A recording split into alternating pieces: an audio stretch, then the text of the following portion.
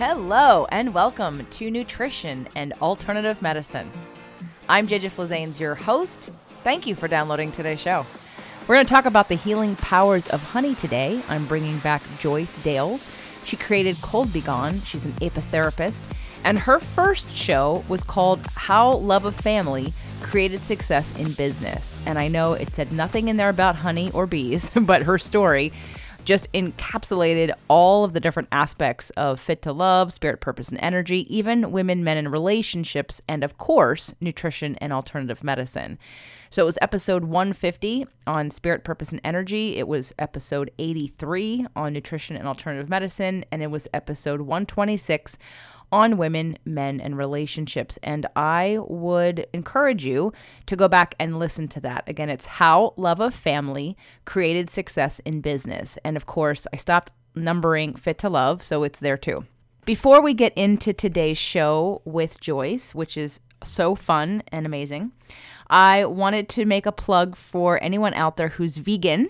And even if you're not vegan, anyone who has followed Food Heals podcast, and Allison Melody, one of my dear friends, who last year did her first retreat with Food Heals Nation in Italy. And they're doing it again. So it's called the Food Heals Vegan Italian Getaway. She is headed back June 15th through the 22nd. Do you want to go to the Amalfi Coast for some fun food, wine, and sunshine? They have 2 spots left. Join them this summer for a full immersion into Italian culture and life vegan style. You'll be hiking, swimming in the infinity pool, boating, and of course eating all the things. Can they tempt you with vegan gelato? You can turn off your phone, except for taking Instagram photos, of course. Leave your laptop to the side and fully indulge in a week of complete rejuvenation. What to expect? Wine by the infinity pool, swimming at the beach, sunshine and bathing suits, shopping and sightseeing in Positano, hiking through stunning Minori and Maori, olive oil tastings from locally grown olives, photo shoots that will up your Instagram game, sunset boat rides down the picturesque coast, dining at the finest restaurants with spectacular views, yoga by the infinity pool overlooking the Amalfi Coast, cooking classes with celebrity vegan chef Leslie Durso. She's amazing. Live podcasting with you as a special guest on the Food Heals podcast, Italian episode, and so much more. If you're interested, don't wait. They only have 2 spots left. Go to foodhealsnation.com/Italy for the brochure, or email info@foodhealsnation.com to sign up now. Again, that's foodhealsnation.com/Italy. or email info@foodhealsnation.com. So on to today's show. Joyce Dales is the president of Buzzagogo and the maker of a product called Cold Be Gone Nasal Swab Remedy. It's a homeopathic Manuka Honey-based remedy that you swab in the nose to fight cold, flu, and allergies. Joyce created it to protect her newly adopted daughter after a serious medical crisis left her little girl immunocompromised. Joyce would like to share with us the importance of the nose to our immune system and how you can protect your family using the power of honey. Welcome back to the show, Joyce. Thank you for having me. So let's talk about what we touched upon in our last show when we were talking about your product, Cold Be Gone, and your journey on how you created that and what you're doing with that, and the fact that you are into apitherapy. And that's definitely a new topic on this show. And so let's explain at the top here what apitherapy is. Apitherapy is the practice of healing through honey, or bee venom, or bee propolis, or any bee byproduct. Let's just start with what the bee byproducts are. I mean, I know you just listed them, but like what are, so that way I can list them out so we all know all the things that are included in that. Well, there's your standard honeys, and there's so many varietals of those all around the world. It's just countless. Like, we're still discovering honeys. As ancient as honey is, we're still just tip of the iceberg, like learning about the gut biome. We're just starting to understand what honey is capable of and how many varietals there are. Then you have your royal jelly, which is just another byproduct of honey harvesting that the bees make, which is great for a myriad of illnesses. And then one of my all-time favorites that I understand much better than a lot of the rest is propolis. And propolis is a resin made by bees, and it's often referred to as Russian penicillin. And that is it's a hard resin that they use to protect the hive, and people chew on it or dilute it with alcohol in order to take it as a tincture. And there's as many varietals of propolis and royal jelly as there are of honeys. And then the last thing would be the pollen itself from the honeybees. And all of them have their own specific purposes and medicinal value to us as humans. Is there a few generalizations we can make about all of it? It's all good for you, except for this rare honey that causes people to hallucinate. And even that might be good for you. I'm not 100% sure that's bad. What honey is that? I forget the name of it. It's got a scientific name. I've got to look that up. But there's a wonderful documentary on YouTube about the search for the hallucinogenic honey, and people believe that it's like an ayahuasca, and that it will take you to another spiritual level, and it will take away the fear of death if you experience it. So, but you have to go over the side of a cliff and endure a honey swarm to even harvest it. So it's like a whole thing. You got to go on YouTube and look it up. Well, I'm going to because I did a show with Dr. Eben Alexander and near-death experiences and about frequency and vibration and things. And he talked about the brain activity and the lack of brain activity in things like ayahuasca. He actually kind of changed my mind about ayahuasca because I see it as when people are willing to do just sort of any drug to sort of alter themselves. I'm not saying that everyone who's done it is that person. But it really, when you look at the science of where the brain goes, I'm actually like very interested in this hallucinogenic honey because I would probably prefer to do that over ayahuasca because the negative side effects of ayahuasca if you do too much of it. And I don't mean on a physical level. So sidebar, I will be doing my homework on figuring out, and you can help me, what this hallucinogenic this type honey is, because there is a possible place for it based on the show we did with Dr. Eben Alexander and how much brain activity versus consciousness that isn't directly correlated with the brain is. And so I would be very interested in that because I think that, again, sounds like something that is up my alley. It's more natural. It's less risky. But let's go back, of course, to today's show, which is the healing power of honey. And I know we're not going to have the time to dive into every single aspect of the different kinds of honeys and what each one does, because as you said, there's so many of them, and including the royal jellies and the propolis and the pollens, which, my goodness, we could do a whole show on each one of those probably, right? Oh, absolutely. And I do remember that the honey was Nepalese and Turkey, and it's called mad honey. So when you go to look for it, look for the hunting for mad honey. Okay. All right. So I just want to throw that out there before it leaves my brain when we get onto something else. No worries. Okay. So let's give everybody a brief story for those who have not heard the first episode that we did together, because it wasn't titled anything that had to do with honey or anything to do with even immunity. It was because your story really encapsulated many different themes of all of my shows, from alternative medicine to women, men, and relationships to law of attraction. So it was a hard show to title for that reason, because your story really did illustrate many different principles. So if you want to give everybody sort of the short version of your story and how you became an apitherapist. Well, I've always been very interested in that, obsessed with honeybees since I was little for no particular reason other than it fascinated me. And I like to chase bumblebees around. So that is something that's been with me since I can remember. And I grew up at my grandmother's at her apron strings, and her theory in life was, if it happens in the natural, it can be cured in the natural. And so she was, I guess, a naturalist, and she instilled those values in me, and it stayed with me all through my life. But as a younger person in my 20s and 30s, I drifted away from that, and I had a career, and I was a teacher, and I was just living life like everybody else, just drinking as much soda as I wanted to and not taking care of my body and abandoning everything that I'd been taught growing up in rural Maine. And then when I married my husband, we had a series of events that led to having some loved ones that were considered medically fragile. And I felt in fear of things like the common cold and flu all the time, because those things were a major threat to my loved ones' well-being. An ordinary, everyday virus that would just knock us on our butts for a couple days could be life-threatening to my child and my father. And I decided that I didn't want to live in fear of that anymore, so I began to research it, because for me, understanding is empowering.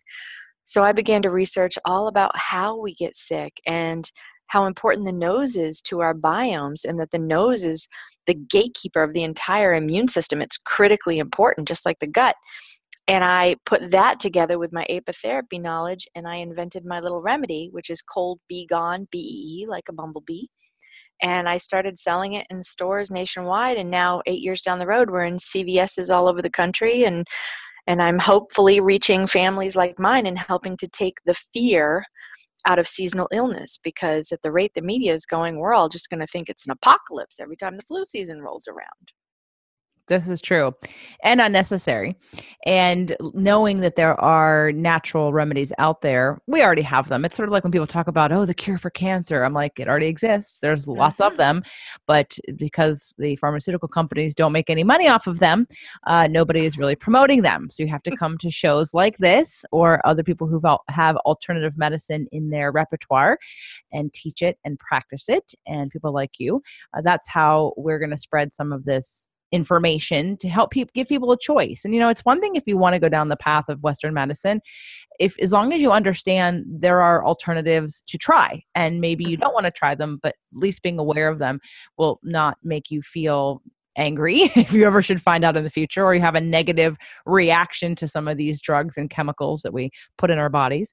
And so, of course, I'm always on the hunt for things that can help in a more natural way. So last time we talked and did a show, Joyce mentioned, the honey and just different things that's in her product, but also the fact that she's been studying honey, and we haven't done a show on that. And I love honey, and I know there's many different kinds of honey. And so let's dive into an overview. And I know we don't have time to go super deep on all the different aspects of this, but let's just start with sort of basic questions about honey. And I know that, Joyce, there's one in particular that you kind of specialize in, and the rest of them you know about. And you probably know a lot more about it than most of the people who have either been interviewed on the show or listened to the show. So I'm not concerned about not getting, super, super, super scientifically detailed on all of them. But let's just do an overview of honey in general. Okay. So how many honeys are there? Oh, thousands. I think thousands. There's hundreds that are recognized and used in popular culture, but I think there are thousands of varieties that we just don't know about. I mean, think about how much of the earth has been untouched. So, and it's like they're discovering new species every week that we don't even hear about in the news. You've got to go look. I think the same thing is true with honeys. And honey's always evolving. The bees are adapting and creating new honey. So it's kind of hard to quantify that. Okay, but that's good to know, because if it's in terms of explaining it to people, for people just to think, oh, all honey is the same, that's not true. So that's not first all and honey's foremost. Created equal. Yeah. Right. Well, right. Absolutely. So let's talk about, maybe if you had to recommend the top 5, would you say they're the top 5 kinds of honeys, maybe how they're slightly different, and then we can get deeper into one of them? The first thing I would recommend is your own local honey. That's whatever that type is. So that's just, I've got to just say that right up front. Wherever you are in the world, you are adapted to where you are.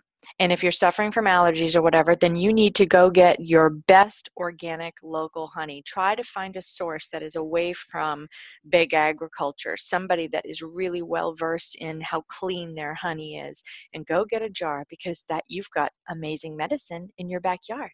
And maybe that beekeeper hasn't had the millions of dollars to study that honey. He may very well be in possession of an untested super honey. So please go get a jar of the cleanest local honey you can find, because you may have what they call, gold, liquid gold on your hands. So go get some of that. Awesome advice. So that's so local honey. Now, I know when I go places where they have more, let's say, seasoned farmers markets, that they usually have somebody selling honey. I know we have a local farmers market here. I don't know that they do they have local honey. What are some of the questions that we could ask a farmer's market or a store, or how could we find the best local honey? What I ask, and it's uncomfortable questions, but the best beekeepers will totally get it, is I ask, how they harvest, their distance from commercial agriculture, if there's any risk of glyphosate cross-contamination in their honey, if they feed their bees, what do they call, the word goes out of my, it's an insecticide for mites, miticide, thank you. Miticide went right out of my brain. That there's a lot of practices within beekeeping where they can even say they're organic, but they're still using miticides and stuff. So you're going to want to ask all those questions. And I usually just distill it down to, how clean is your honey? How confident are you that your honey is as clean as possible, as pure as possible, and organic? Because organic gets thrown around in the honey world. It's very contentious. You can't control a foraging bee. You might think you can, and I know that there's commercial interests in the world attempting to control bees, and almost like the Monsantos of the bee world, but you can't. You're not going to get the best and most interesting and wonderful quality super honeys in the world if we're trying to control what the bees instinctually are doing naturally. So ask your local beekeeper those questions. How clean is your honey? How close are you to big agriculture? And what are the risks of contaminants in your honey? And how do you quantify organic if they're claiming organic honey? And you'll suss out from the answers whether or not that rings true, and listen to your intuition. And as corny as this is, I believe in holding the honey and seeing if it feels correct to you. Smell it, taste it if there's a sampling, and see how your body reacts to it and what your gut tells you. It's not corny. We actually teach muscle testing at all our live events. So we muscle test food and teach people how to do that. So it's not corny at all. I believe everybody should be muscle testing their food. And I there's agree. I agree. It's new to me, though. Yeah. And there's supplements. There's definitely different ways to do it. And knowing several different ways at least helps you to determine which is the easiest, fastest, most trusted way that your body can communicate with you about things that are working or things that don't work. So let's back up though, because looking at local honey, now I know when it comes to allergies, local honey can help with that. But what else? What is that? Immunity? Is that digestion? Is that everything? It's everything. It's everything. Honey is the perfect food. And I believe that we should all be eating it a teaspoon to a tablespoon a day just for its health benefits. And because I'm a localvore and I believe in seasonality of our food and the rhythms and patterns of our lives, eating your local honey and keeping it in jar, because it's one of those things that are available to you year round. It's shelf stable. It lasts forever. It doesn't go bad. That means we should be eating it year round. So get your highest quality local honey you can find. And when you are a tourist, be a honey tourist.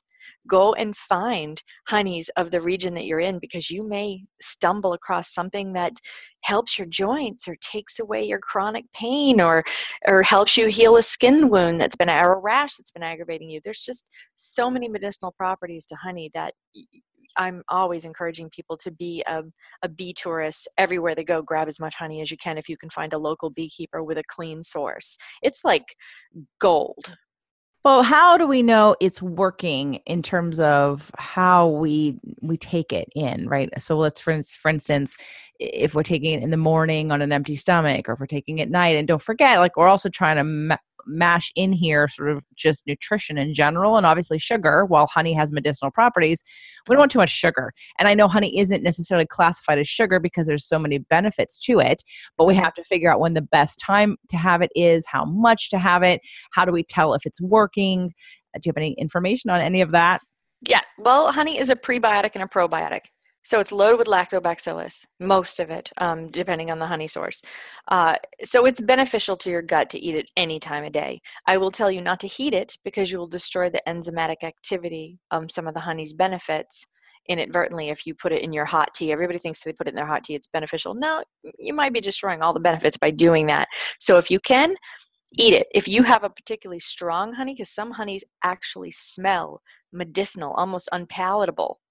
I've put honey that I've found that's just what I call stinky honey, and I'll put it in vegetarian capsules and swallow it that way as best I can, as messy as that is.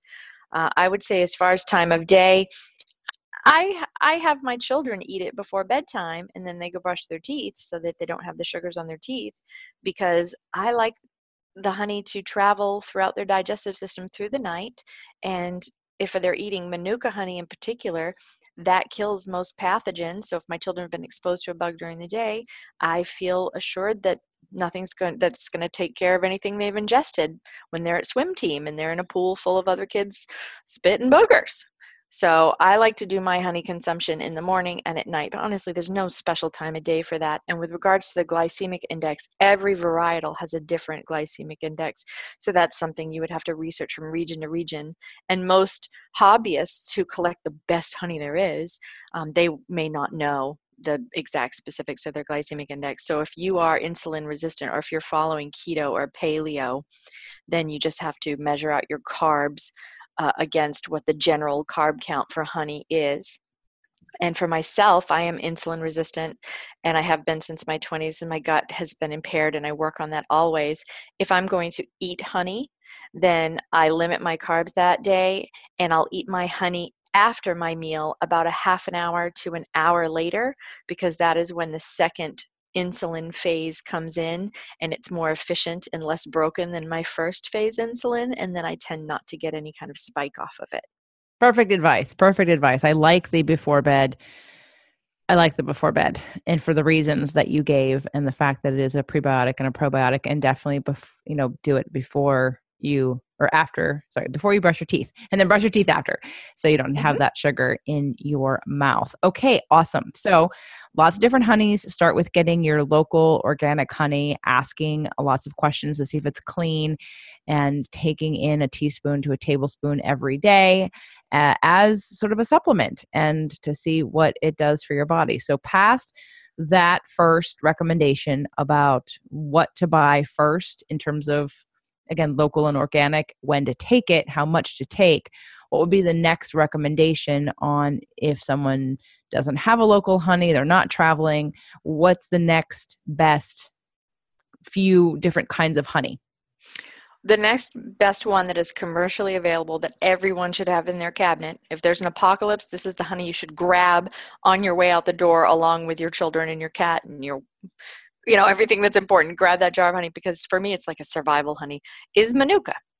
And Manuka is readily available at most Whole Foods, Trader Joe's, and health food stores. But there's sort of a riddle to deciphering whether or not it's good Manuka. And rather than explain all of the ways that Manuka is mislabeled and fraudulent Manuka, I'm just going to talk about the one to look for. And the one to look for is when it says UMF. Now, Manuka honey is a New Zealand honey that was created by New Zealand bees when they interact with tea tree. And we all know how amazing tea tree is.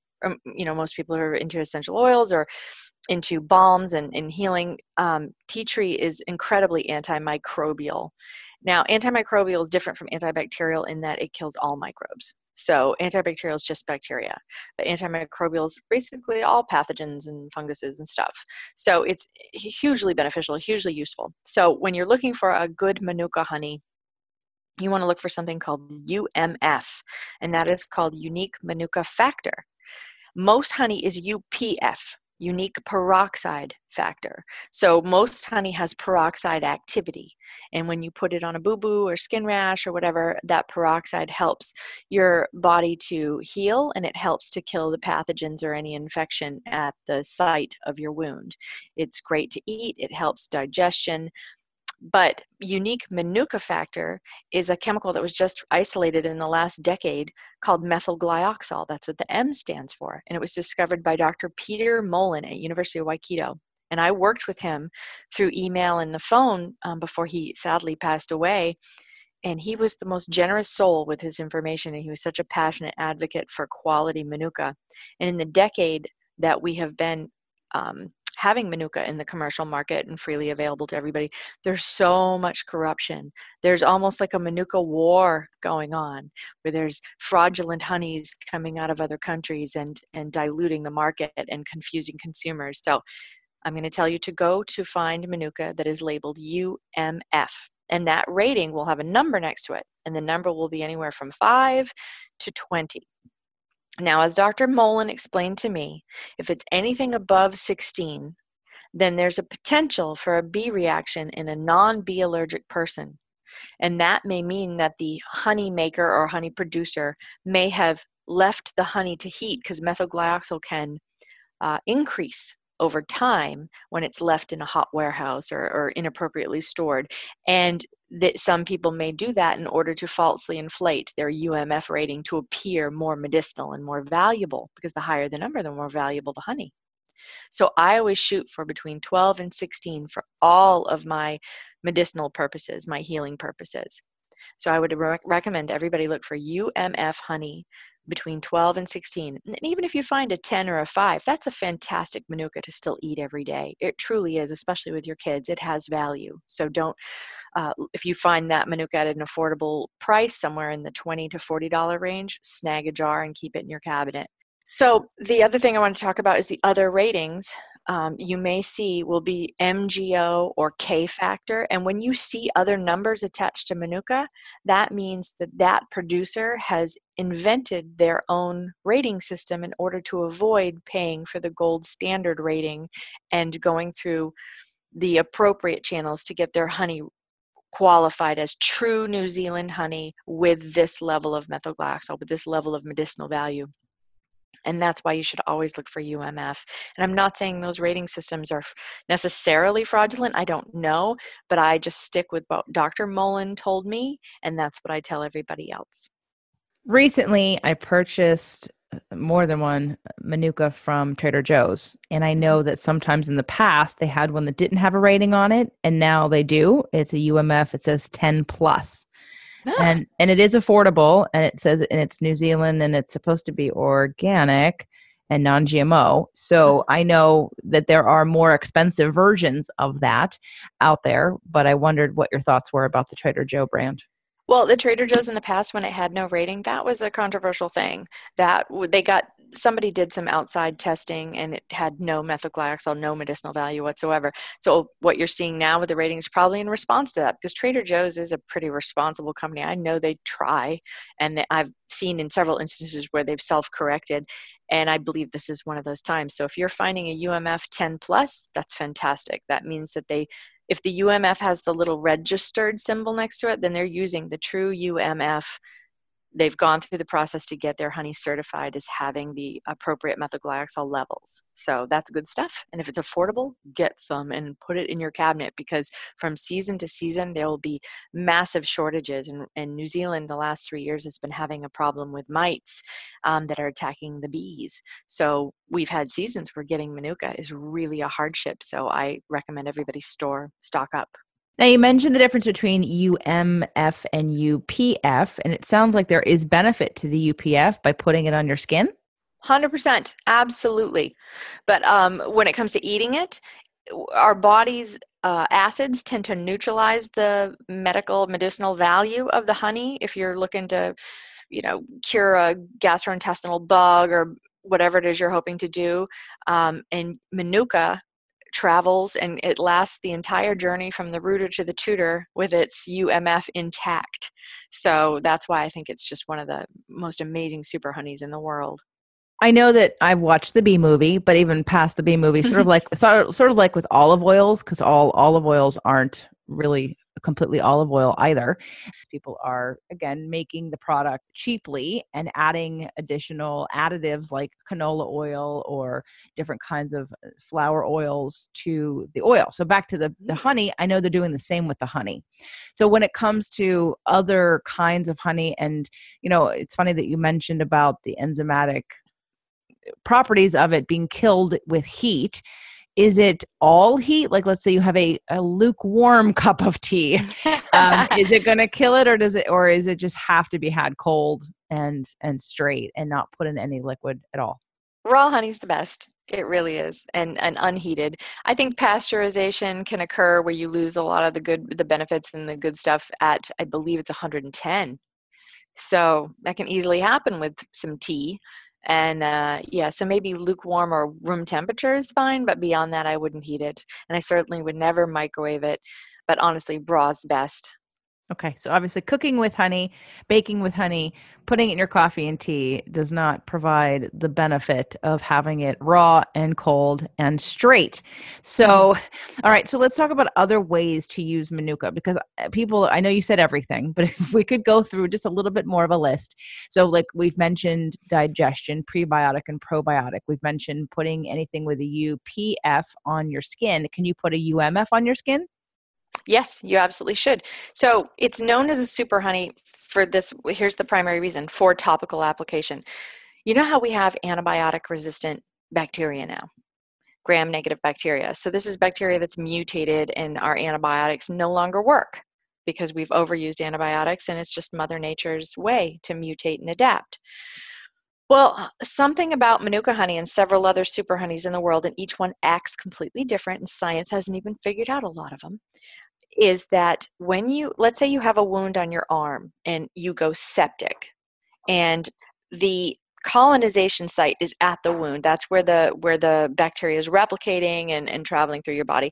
So they've discovered that if you put Manuka honey at the wound site, that at the colonization site, that the bacteria can no longer create the biofilm around itself, which is what protects it from your antibiotic being effective and from your own body's immune system being able to get ahead of it. So when you put the Manuka honey there, suddenly the bacteria, not only does it destroy the bacteria with the biofilm, it prevents additional replication with that biofilm. It's almost like a backwards adaptation. And so suddenly your antibiotics work again, and your own immune system can get ahead of the infection if you are choosing not to use antibiotics. So they've discovered it is more effective than anything in the world for MRSA and VRE and chronic diabetic wounds, and they're using it in field dressings, military field dressings, and alginate bandages that are infused with Manuka honey. It's amazing stuff, and so applying it to your skin is a fantastic thing to do. And I have my own little cat bite story that I can share with you that happened this week that is a perfect example of how this is amazing. So I don't know if you want me to share that or not. Yes, go on. Okay. I feel kind of silly about it, but I have this enormous coon cat, and his name is Groot. He's 26 pounds, and I'm living with a small lion. And Groot, it's like the difference between being bit by a chihuahua versus a pit bull. When Groot becomes overstimulated and wants to play very, very hard, occasionally he will come at my arm and nail me hard. And his fangs he's like a saber-toothed cat. I have him on my Instagram if you want to go see him. I call him Glorious Groot. So Groody bit my arm the other night because I put him down, and he has a neurological disorder that makes his spine a little painful. I put him down. I must have held him wrong, and I'm the one that he loves most in the world, but I'm the one that also takes the heat. So he bit my arm and my hand really good. Now, one of his fangs is broken, so they blunted the other fang ever so slightly to make him match because he was making his lips raw. And so his puncture wasn't as deep as it potentially could have been when he was younger, but he's been doing this to me for 5 years, and I know that if you were to Google cat bite, it's a terrifying thing. Every cat bite is a story that involves almost lost my hand. I was on antibiotics in the hospital. The moment I went to the ER, they admitted me and I started IV antibiotics. It's like a huge big deal. Every cat and dog bite, but cat bites especially because their mouths have a particular pathogen that when the super, super sharp fang punctures, which is always the hand or the arm near a joint, that it really sends the bacteria deep and you're unable to bleed it and get oxygen to it. And even if you're dumping peroxide on it, you're not able to get to the depth that you need to get to where he has basically injected you with his mouth pathogens. So I'm bleeding like a pig, and my husband comes up and we clean it, and then I put Manuka on it, and then I'm all set for the week. Although I did go get a vitamin C infusion to hedge my bets. And so I called the dentist because I wanted to talk to the veterinary dentist about his other fang that's uneven and about it. I don't want it to cause him any pain, and to talk about cat bites. And she says to me, well, he's been biting you for 5 years? I said, yeah. And she goes, well, how is it you've never gotten an infection? What do you do? And I said, well, I bleed it, and then I clean it with just straight alcohol, very painful, but worth it. And then I put medical grade Manuka on it. And she went, oh, well, that's why you don't have an infection. That's why you've never gotten infected. And I'm thinking to myself, all these people, like 80% of the people wind up in the hospital. Like, why is this not front page news? If you get bit by a cat, Stick some, it's worth the $40 jar of Manuka. Go get it and put it on your boo-boo, because apparently I should have wound up in a hospital by now because of my violent cat. That's my story. Well, you know the answer to that question. I do. Why doesn't everybody know about it? Because who's going to make the money from that? Veterinarians, and I'm not trying to slam any medical professional, but when you have offerings, that's why cancer is never going to go away, is because the most profitable thing is chemotherapy. That's right. It is a billion-dollar industry that would be completely threatened, and is completely threatened by anyone talking about natural causes and ways to heal things. So, and it's not because everyone's evil necessarily. There are evil people who understand this, but the fact that it was so easy for the vet to say, oh, that's why. It's, as consumers, you have to ask your doctors, you have to ask your physicians if you trust them, and even if you don't, especially if you don't, but you have to ask the ones you trust, are there alternatives? Is there another way to do this? Instead of going, you have to be a responsible consumer when you know that there possibly is another way to do something. Now, the likelihood that vet was going to recommend Manuka honey to the average person is Zero. probably right, because again, A, could make them look silly. B, it could also not work for that person if they do it incorrectly, which makes them liable. And they know that their methodologies would work 100% and they can stand behind that. But the fact that she so quickly knew that Manuka honey worked is very telling, right? Mm-hmm. Yeah, and she followed it up by immediately, well, I can't really tell people that, you should see your doctor, which is what we're all pushed into that position. Anybody that's working, even in the alternative medicine field. For instance, I understand her fear and her trepidation at bringing these things up, because let's look at recently, I was posting about bee health and how important honeybees are to all of our well-being, not just as a medicine, our food, everything. It's a genuine crisis. And I had gone into a local hardware store, and there's just a sea of the evil Roundup everywhere.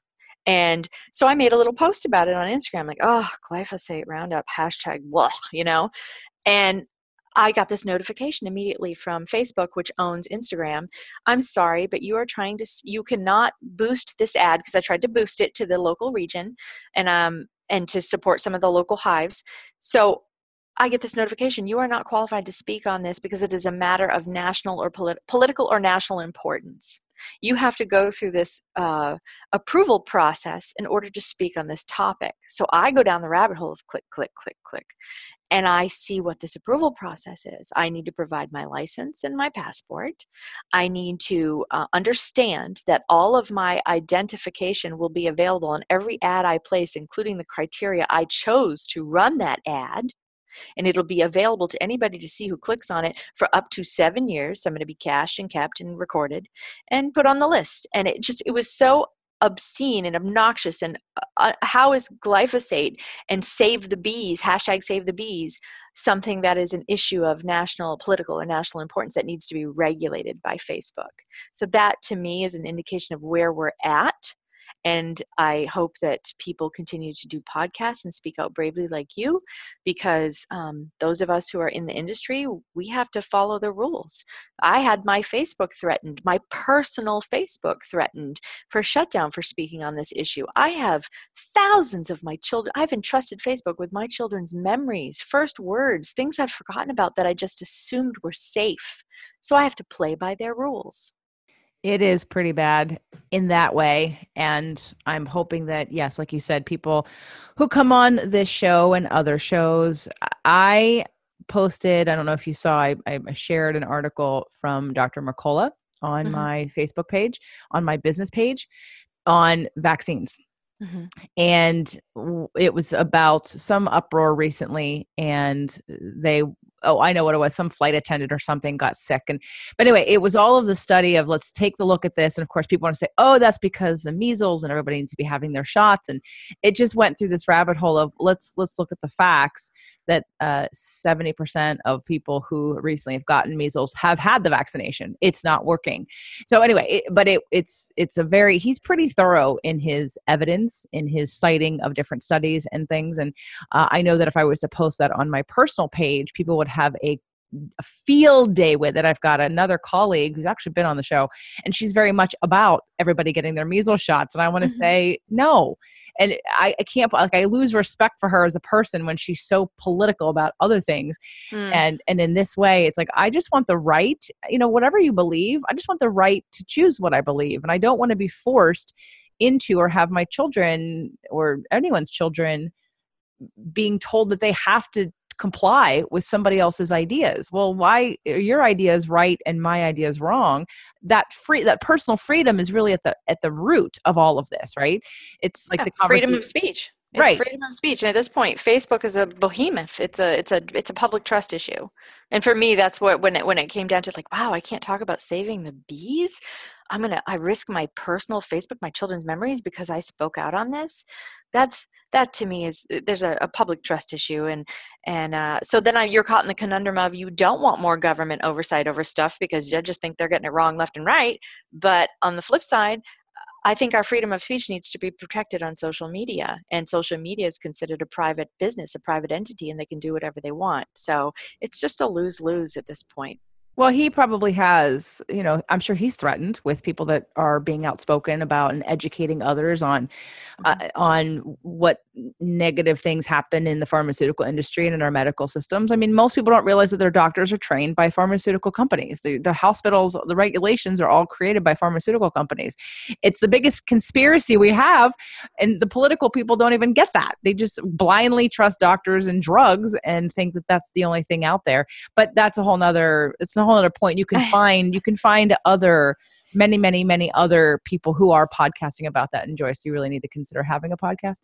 You say that, but I don't know. I don't know. It's funny when I talk with you, I feel like I have so much to say, but when I'm on my own, I'm like, I got nothing to say. I just have a lot of jumbled thoughts.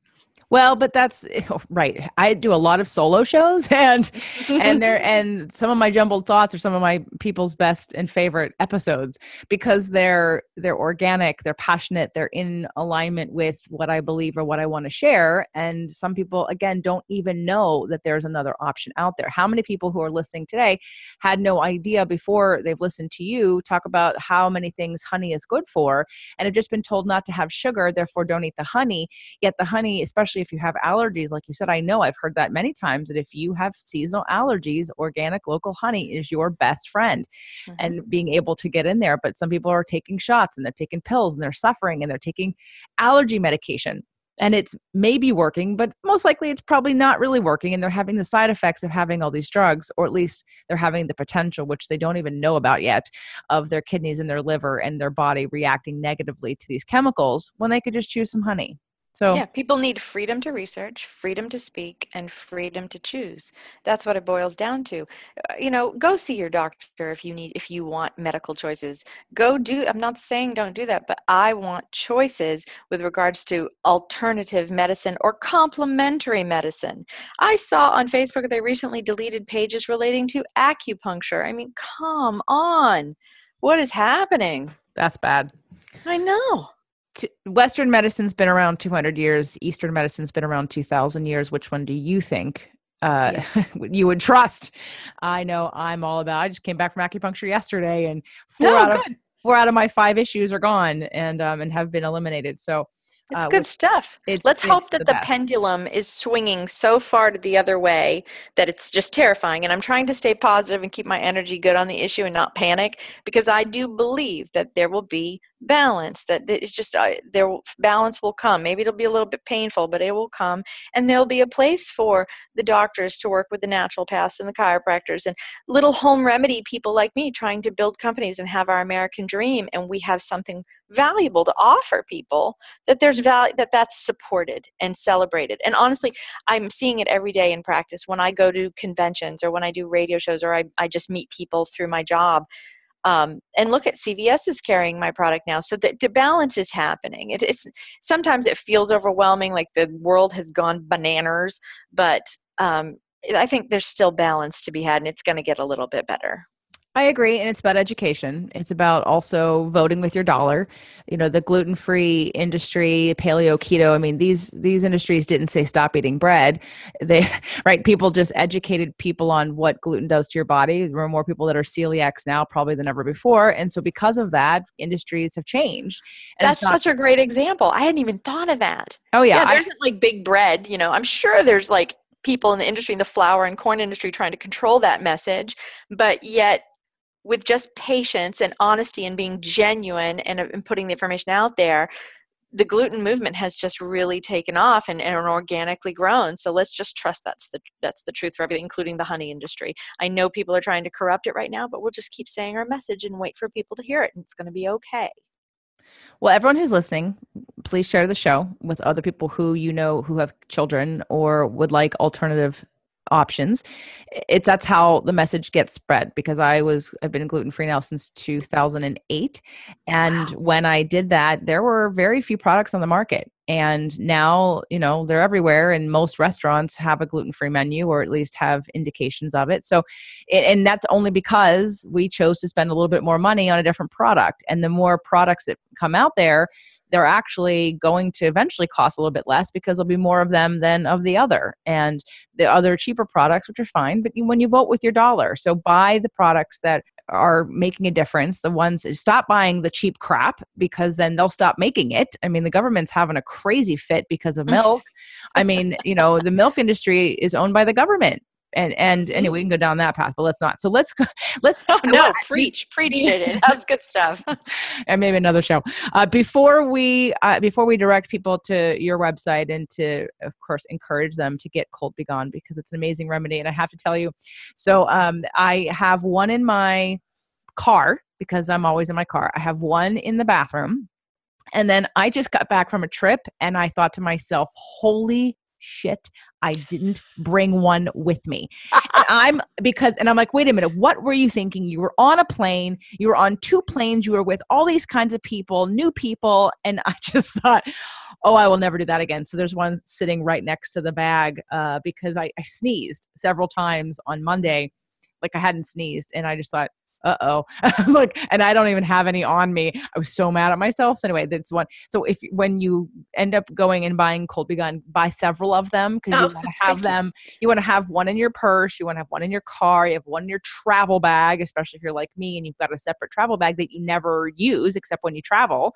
And so I was like, oh my gosh. So now I have one there too. But before we get to how people can get Cold Begone and why they should all have Cold Begone, let's talk about what we brought up about honeys and the ones that had fillers in them, like honeys to stay away from, basically. Like honeys to stay away from, or at least what are the, we know we want people to get Manuka honey with UMF of hopefully over 12 to 16, or 10 plus, have the stamp of approval on it. So Manuka. But let's just say From New Zealand. And then what are the things to watch to stay away from?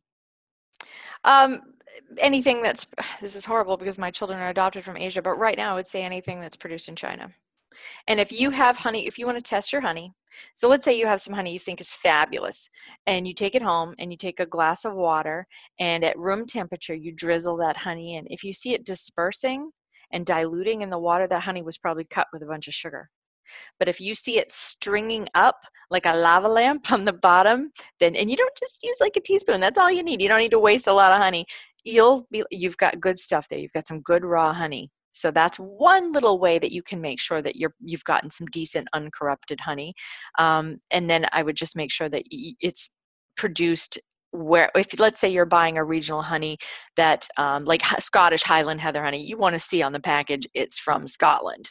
Okay, you don't want to see packaged and manufactured in another country entirely, because then they're just stealing the word Scottish Highland Heather honey, because that's becoming a thing. That is a new super honey. So that's what you need to look for. It's just a few little common sense things like that. Be a label reader always.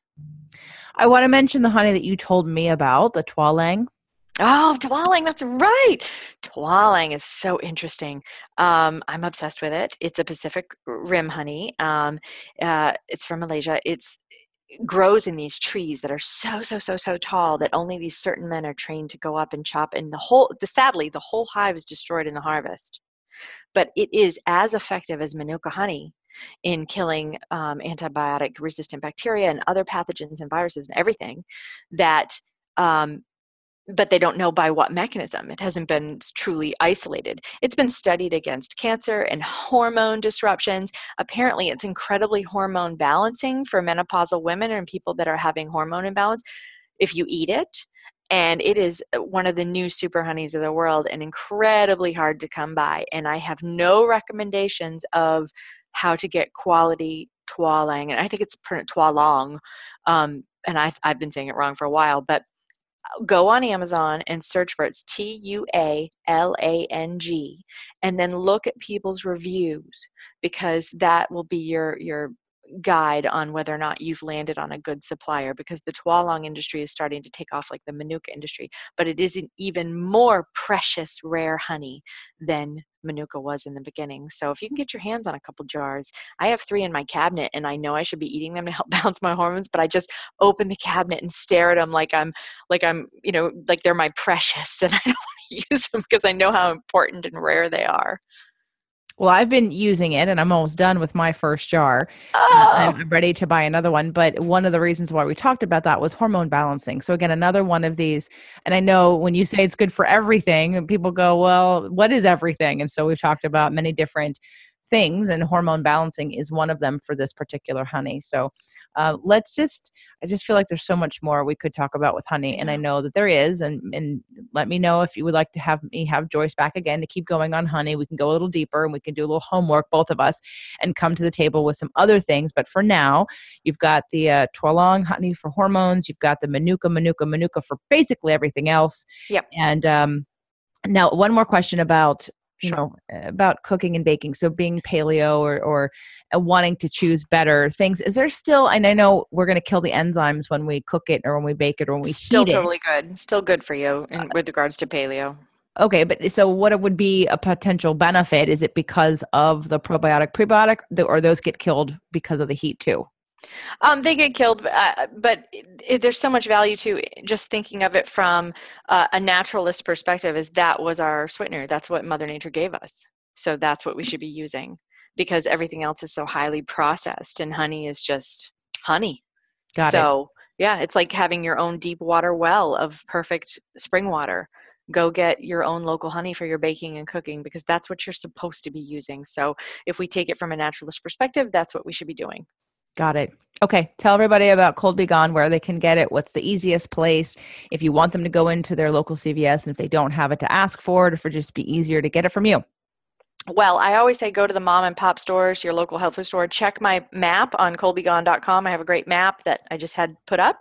But also, let's support CVS, because A, I got into CVS, which is a miracle. B, they've set up a bee end cap, bee wellness end cap, that has some amazing products. It's so open-minded and forward thinking of them, and also an indication that the rebellion is working, where things are going to be okay, because we're making headway into the mainstream stores. They're listening to us and responding, no matter how terrifying the mainstream media is about shutting all alternative medicine down. No, it's you go to your CVS, because right there on an end cap is an amazing selection of bee products, and Cold Be Gone is right there at the top. Okay. And otherwise, go to coldbegone.com. Yeah, or Amazon Prime. I'm on all of them. And I have a great sale on Amazon right now. Excellent. Again, don't buy one, buy several. And because you're going to want to have them in different locations. Again, as I just realized as I was traveling and really regretting. And here's the other disgustingly funny thing. As we sat on the plane coming home, Doug sat in a row because he has A+ status. So he gets on before I do, and then he kind of saves the seat. And I normally sit next to him, but I had not slept very well for the whole week, actually, that I was in Atlanta. And he got the exit row. And so I said, I'm going to sit at the window. And I had like full on legroom. There was a child behind me who literally coughed for the first hour. And he said to me, that's going to happen this entire time. Do you want to move? And I said, nope, my immune system's strong enough. It's fine. And I'm fine. But again, another situation that the minute that he started coughing would have been a time to reach in and grab my Cold Be Gone and just had that sort of backup just in case. Like now I can rest easy knowing there's no way I'm going to get sick from that child. And he was just coughing. He was just coughing. Had he been sneezing, I would have been more concerned. But the cough was different. So I do appreciate having multiple tubes all around. So Joyce. Well, good. I'm glad it helped. Yeah, well, it helped, and it helps to have it on you. Do not travel without it. And Joyce, this has been super fun, and I know we could continue, and maybe we will. Everyone, let me know if you want to hear a part 2 on the honey conversation. Otherwise, please get your cold be gone. Joyce, thank you so much for educating us today on all things apitherapy. Well, thank you so much for having me, and thank you for what you do.